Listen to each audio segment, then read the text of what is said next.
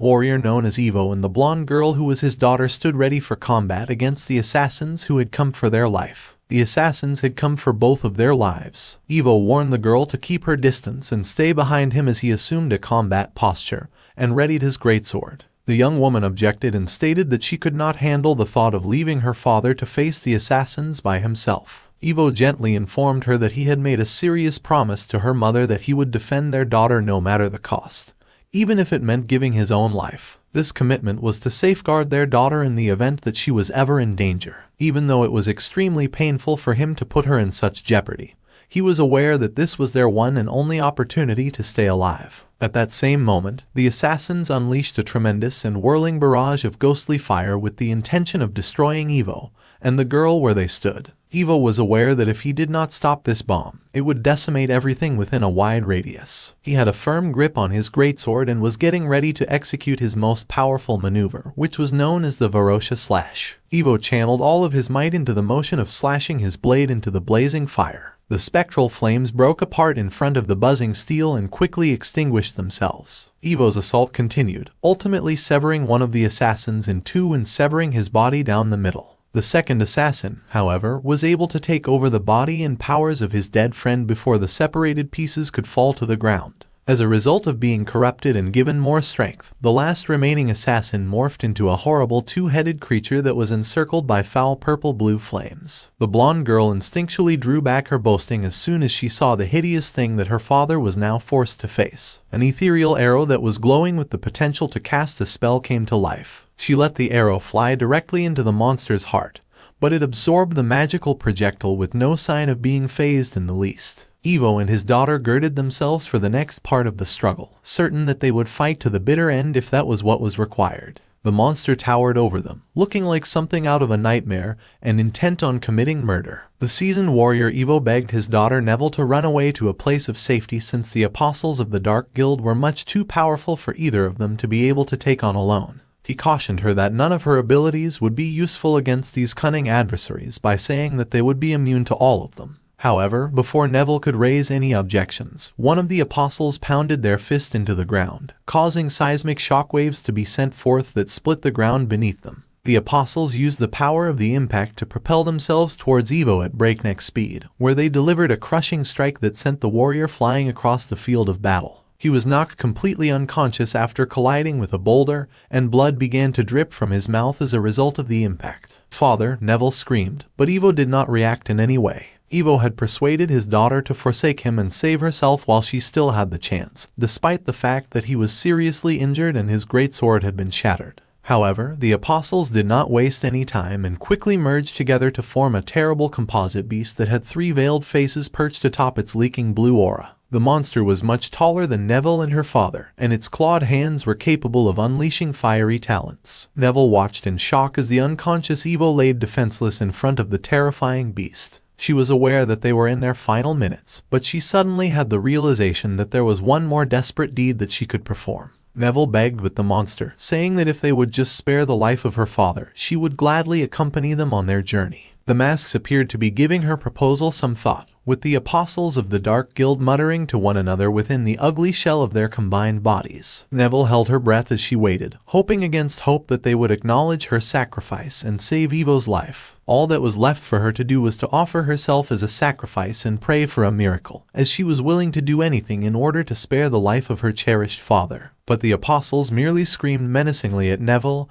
and her father, making it abundantly plain that they intended to kill both of them. Neville's heart almost stopped as she heard their dreadful cries, and she accepted the fact that this was the end of everything. The monstrous beast had just turned around to deliver the last blow when it was suddenly brought to the ground by a massive force, which caused the surrounding area to shake violently. Neville was thrown backwards by the strong winds that were generated as a result of the hit. Neville was startled to see a massive woolly mammoth standing over her once she regained consciousness and saw that it had just finished annihilating the apostles of the Dark Guild. Neville was at a loss to decide whether or not this unexpected turn of events made her feel relieved or horrified. When Neville got a better look, she discovered that the mammoths had really had a small house perched on top of it. And as she peered still closer, she saw an immortal frog wearing a cloak and wielding a staff. He had been leading the mammoth the whole time. The croaking of the frog served as an alert that the threat had been eliminated. He inquired with his other traveling buddies about the best way to approach the defenseless humans. On top of the frog's own head was a house that was even smaller, and within that house was a robot dog whose name was Wang Tsai. Wang Tsai reassured the frog that the humans did not intend any harm against them and that they were in need of their assistance. When Neville finally opened her eyes, she found that she was in an environment that was utterly foreign to her. She was surrounded by cutting-edge technology but had no idea where she had been transferred to at the time.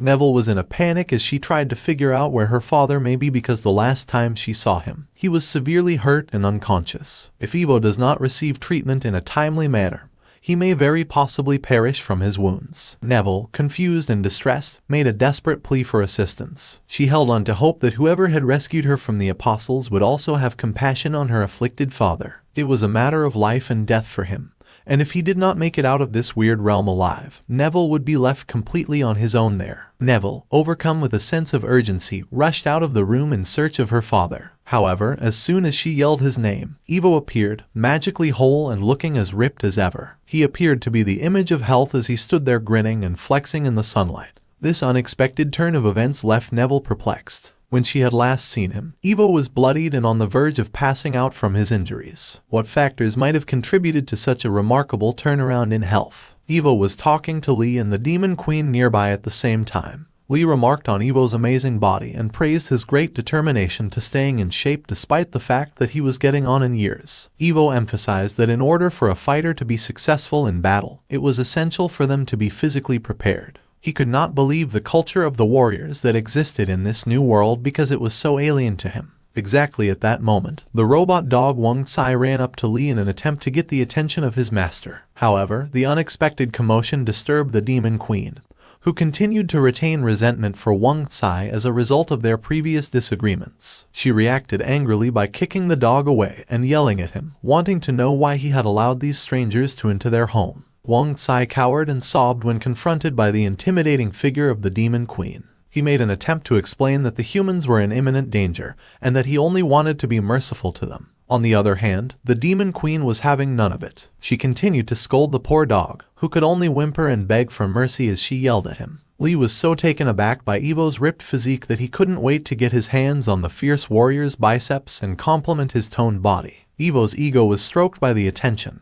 and as a result, he offered to demonstrate several poses in order to demonstrate his strength. After that, Ivo triggered his ultimate 100% battle soul burning mode, at which point his garments began to tear away, revealing muscles that maximum flexed in a manner reminiscent of the judo master Rashi. Lee's eyes lit up like stars as he watched in total awe as the elderly fighter underwent such a remarkable metamorphosis. He enthusiastically applauded for Ivo as he moved through a variety of stances that were reminiscent of bodybuilders. During this time, Neville watched everything that was going on with a confused expression on her face. She couldn't help but wonder who these odd people were and why her previously seriously injured father was suddenly performing for them. The circumstance was completely peculiar and embarrassing to be in. When Ivo at long last became aware of the presence of his daughter, he accepted that Neville had finally come to. He claimed that he was only trying to make their rescuers happy and show his appreciation for them saving their lives by doing what he did. The Demon Queen interposed herself between Ivo's father and daughter before Ivo could say anything further. She was very direct in her statement that since both were obviously doing well at this time, they should hurry up and leave. The demonic queen's tone did not allow for any kind of debate. Neville recoiled in fear in the presence of such an authoritative and mysterious figure. Neville was confronted directly by the Demon Queen,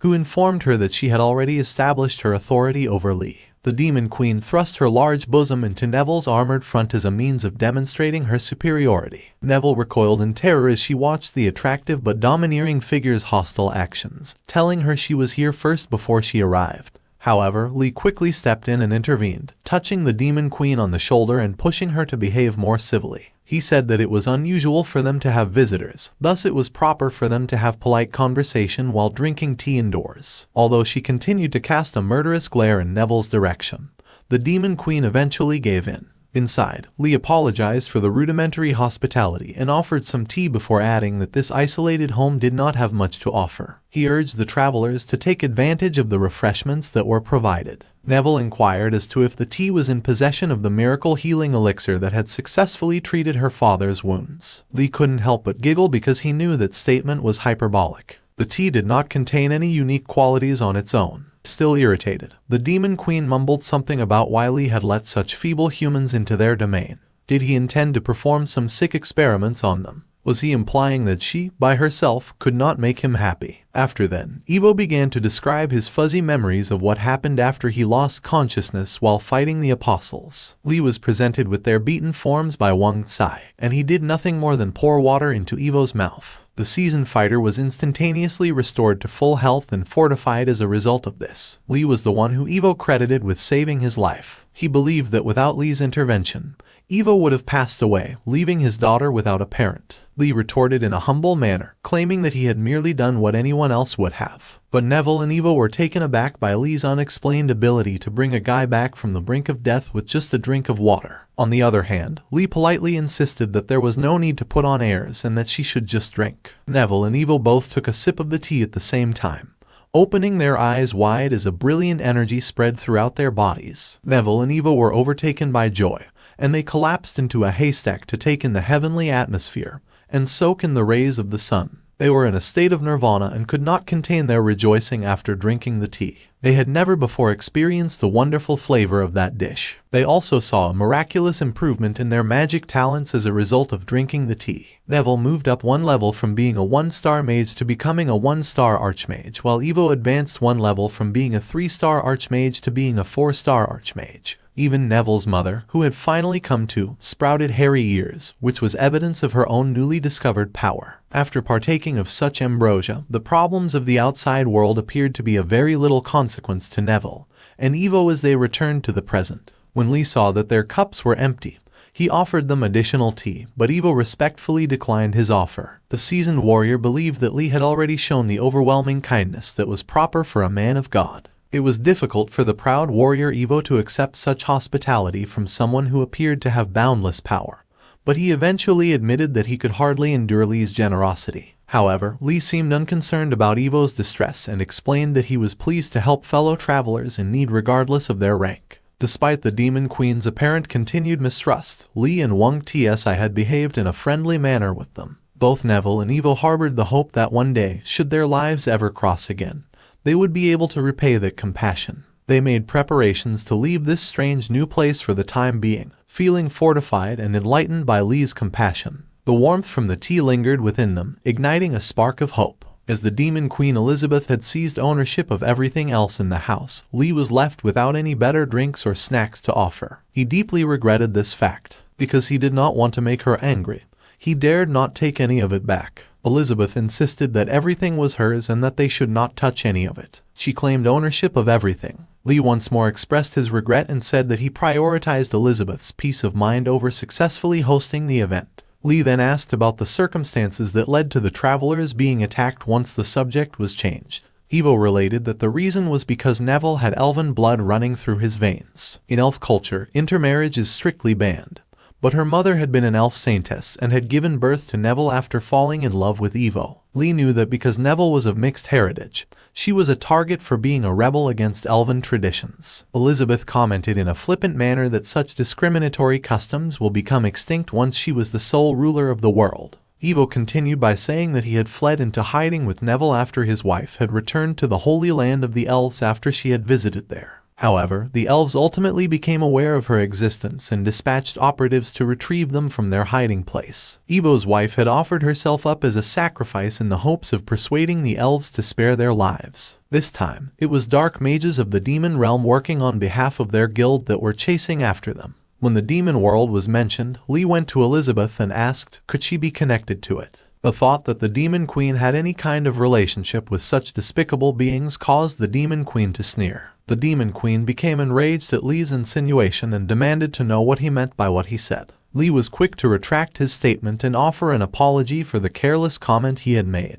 In an effort to diffuse the tension, Li asked his guests, in a reassuring tone, for additional information about this wicked guild from the demon realm and the reason they were kidnapping elves. Ivo elucidated that the objective of the guild was to reawaken the fabled Demon Queen Elizabeth, who was once responsible for bringing the entire globe under her rule. They were looking for a variety of resources, including elves, in order to conduct their sinister experiments on humans. When the Demon Queen heard this, Li gave her an amused look, which only served to further inflame her fury. In her rage, she seized Lee and reprimanded him for his rash assumptions, telling him that of course she was the real Elizabeth, and not some imposter who they intended to bring back to life. As they continued to argue, Lee, who was becoming flustered, emphasized that he had never had any doubts about her identity and begged her to calm down. Neville turned to her father for clarity after being perplexed by the peculiar relationship between the two of them. Evo hushed her and admonished her to behave appropriately while their hosts argued. The Demon Queen wondered how the people of the planet could believe that she was dead when she was standing right in front of them.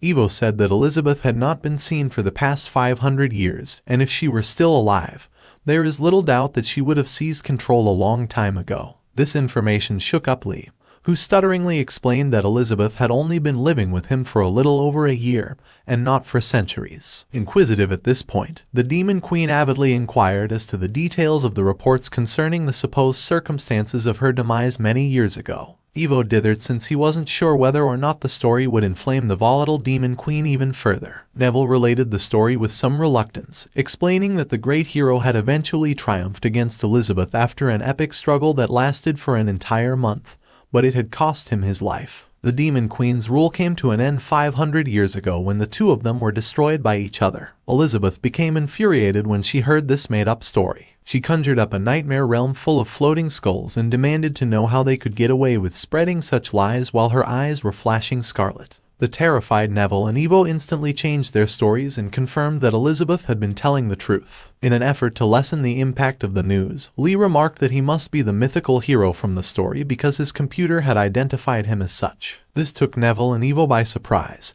and they gaped at each other in disbelief when they realized that the modest Lee could be the legendary warrior. Neville and Evo were taken aback when they learned that Lee and the woman who stood in front of them were, in fact, the legendary hero and Demon Queen, respectively. As they passed out from the overwhelming nature of the situation, comedic blood spurted spraying out of their noses. Their tongues were foaming, and their minds were reeling as they tried to comprehend how they could be dining with the living manifestations of such significant historical legends. It was inexplicable by any standard of logic or reason. During the time that they were out, Elizabeth cast a suspicious glance in Lee's his defeated slave and taking terrible pleasure in her incarceration. Elizabeth pounded the table in exasperation when she finally came to, and was able to shake off her paranoid images. She'd had enough of these stupid folks and their lies by the time she reached that point. The Demon Queen turned on her heel and stormed out of the room, declaring that she would not waste another minute of her time with such disgraceful company. She blushed furiously, thinking Lee was pushing boundaries with his arrogance. Slamming the broken door, Elizabeth decided Lee was far too annoying for her to endure tonight. Meanwhile, Evo asked Lee bluntly what he planned to do with them now. Lee laughed nervously, admitting he needed time to think things through after Elizabeth's dramatic exit. Lee reasoned that Elizabeth must have broken time itself to arrive in this era. That would explain the 500-year gap since the age thought her dead. Until the temporal disruption stabilized, time would remain out of sync. Later that night as the moon shone down, Neville whispered to her father that they never expected the infamous Demon Queen had given everything up for love, just as he did. But Evo hushed her. They could not compare themselves to the likes of Lee and Elizabeth. All they could do was wait and hopefully spared their insignificant lives. They shivered, afraid of displeasing the mighty hero. But Neville wondered, if Lee meant them harm, why save them at all? Her father cautioned that to beings like Lee and Elizabeth, humans were mere ants to toy with on a whim. With but a sip of tea, Lee had nearly destroyed them despite his congeniality. Their fate rested entirely on his mercurial moods. Evo advised Neville to stay on good terms with their hosts, since currying favor could mean the difference between life and death. Just then, they heard Lee's footsteps outside as he noted they were still awake. Neville froze in fear, dreading what the hero might do. But Lee just chuckled, telling them not to be afraid. Ask Evil and Burrs that since they are still not asleep so late. So what are they doing this late? Evil get too scared to see Leping like that she thought this is the real end of her life. But Leping turns on the light and asks that if they haven't slept yet how about playing cards. Burrs have a confused expression on his face as he don't know what playing cards means. Then in the light of a candle they all sit on the floor to play cards. Leping explain all the rules of cards to them. And to confirm he asks if they understand everything. Burrs reply that he understand roughly. Evil was thinking that as her dad told her because this is Leping's test for Evil and Burrs to decide whether to kill them or not. Leping thought that if they understand 50% of what he said then it's good. He said he'll start dealing cards then. Evil had a question to ask Leping but she hesitated to ask. But at the end she couldn't control her desire to question and she asked Leping, What's the name of this game? She asked it because there's a sinister aura emanating from these cards that she don't understand. Leping was surprised by her question as he was not expecting her to ask it. That question really stumps her at the moment. He thought that landlord card is probably not easy to understand for the people of this world. So he come up with a new name, decide to call it Dragon Fight. He chose that name because it was cool, but that cool name scared the shit out of Evil and Burrs. Both of them were shocked to hear that name. Elizabeth, who left before and angry, couldn't sleep, so he comes to check. She used her high-level magic concealment technique to part her body and soul. Now she was in form of soul, so others cannot see her and she can pass through anything.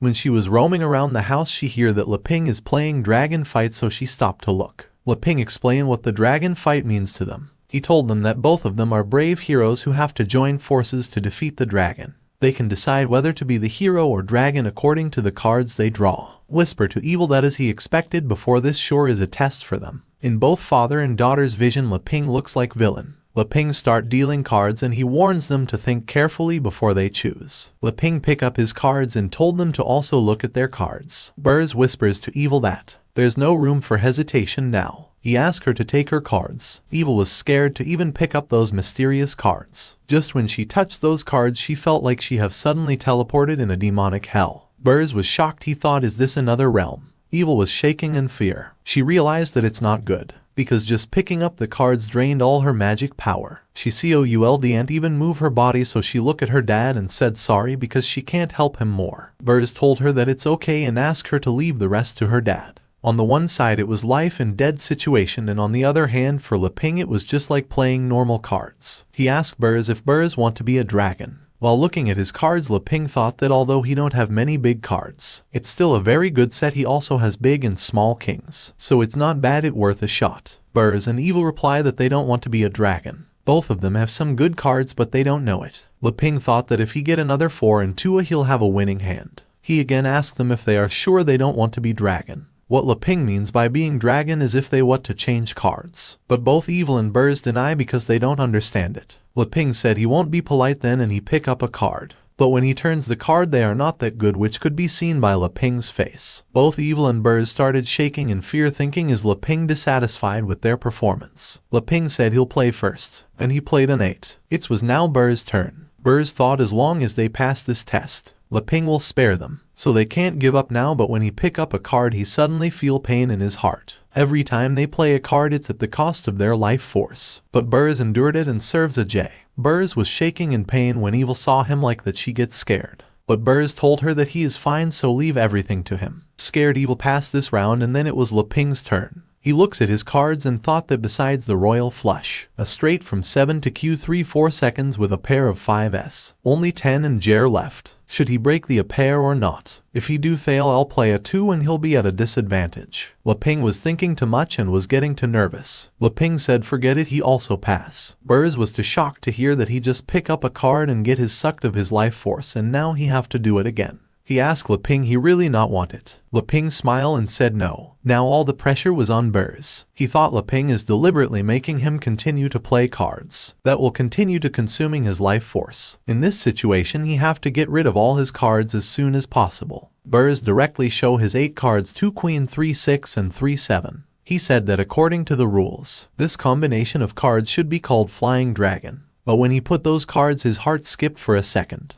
This move of his consumed large amount of his life force, but he endured. The price for this move was Bureau 1 leg. Now he knows that the bigger the cards he play the bigger the price will be. But what he didn't expect was that a huge flying dragon made of spiritual energy could come out from his move. Both Evil and Burrs were too shocked to see it. Dragon start to prepare his attack on Leping. He attack on Leping. Elizabeth watching everything from sidelines. After attacking on Leping, spiritual dragon disappear. Burrs got really scared, because it turns out that playing a combination of cards leads to a losing situation. Burrs say he doomed. He just offended the legendary hero. He will dead this time. But Leping is fine, he don't get any scratch from dragon attack. Leping say to Burrs he play really good. Burrs don't believe in eyes. After dragon attack Leping is fine. Leping smile and say he don't want it. He can continue. Burrs hands are shaking. He say he understand. He play his card A3. Evil say he pass. Then this time is Leping turn. He play his card.